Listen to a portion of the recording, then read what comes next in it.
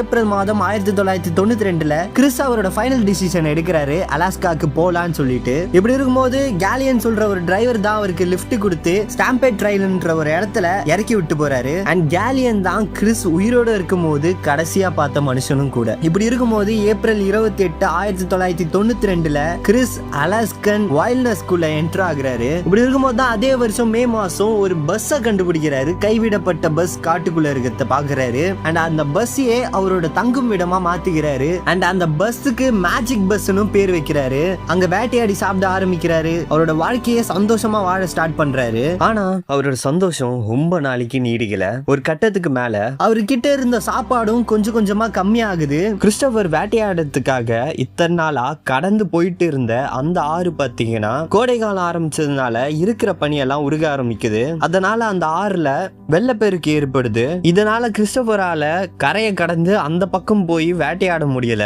அந்த மேஜிக் பஸ்ஸை விட்டு வெளியே எங்கேயும் போக முடியாத ஒரு நிலைமைக்கு தள்ளப்படுறாரு கிறிஸ்டோபர். சாப்பத்துக்கு உணவு இல்லாம பைத்தியம் பிடிக்கிற நிலைமைக்கு கிறிஸ்டோபர் போயிடுறாரு.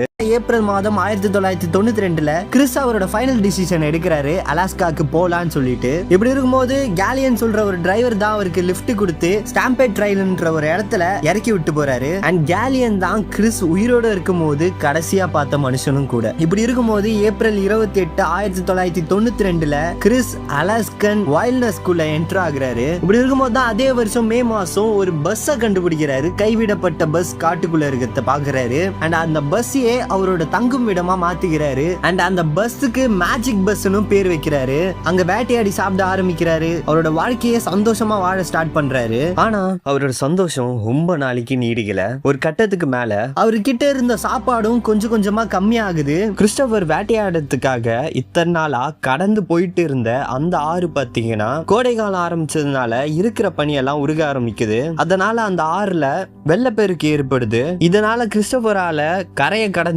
அந்த பக்கம் போய் வேட்டையாட முடியல.